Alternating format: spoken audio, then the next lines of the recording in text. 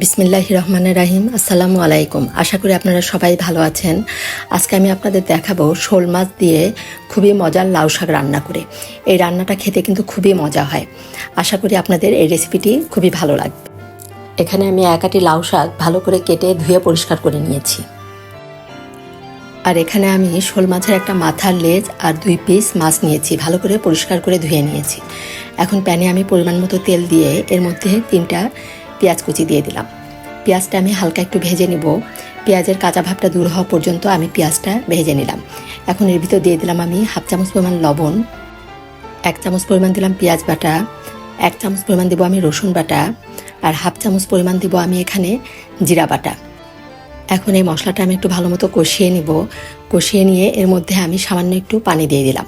পানি দিয়ে এখন এর ভিতরে আমি গুঁড়া মশলা দিব। 1/2 চামচ পরিমাণ হলুদের গুঁড়া, 1/2 চামচ পরিমাণ দিব আমি লাল মরিচের গুঁড়া, আর 1/2 চামচের একটু কম পরিমাণ দিব আমি ধনিয়ার গুঁড়া। দিয়ে এখন সব একসাথে ভালো করে কষিয়ে নিব। মশলাটা একটু বেশ ভালোভাবে কষিয়ে নিয়ে এর মধ্যে আমি যে মাছ রেখেছিলাম সেই মাথা আর মাছগুলো দিয়ে দিব। দিয়ে মশলার সাথে সব ভালো করে একসাথে মিশিয়ে নিব। মিশিয়ে নিয়ে এর মধ্যে আমি সামান্য একটু পানি দিব। পানি দিয়ে এটা 5 মিনিটের মতো একটু রান্না করে নিব। এতে করে মশলাগুলো মাছের মধ্যে বেশ ভালোভাবে ঢুকবে।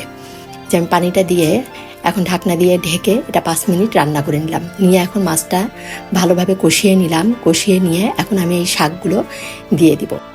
এভাবে লাউ শাক দিয়ে শোল মাছ রান্না করলে কিন্তু খেতে খুবই মজা হয়। এখন আমি এই যে শাকগুলো দিয়ে এর উপরে 5-6টার মতো কাঁচামরিচ ফালি দিয়ে দিব। ঝালটা আপনারা আপনাদের পছন্দ মতো দিবেন।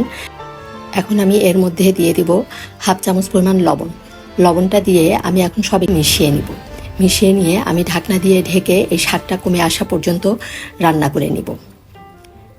এখন এই যে ঢাকনা দিয়ে ঢেকে এটা আমি 5-6 মিনিটের মতো রান্না করে নিলাম।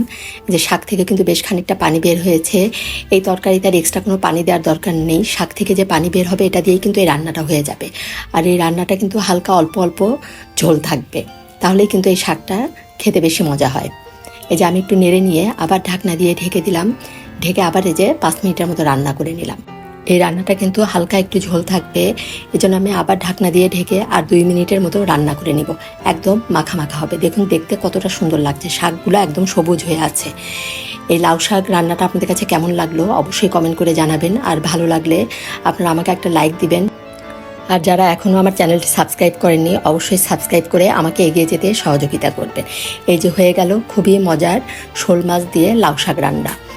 এই মাছ দিয়ে লাউ শাক রান্নাটা খেতে কিন্তু খুবই মজা হয়েছিল। আপনারা অবশ্যই একবার এভাবে রান্না করে খাবেন। ধন্যবাদ সবাইকে। সবাই ভালো থাকবেন। আল্লাহ হাফেজ।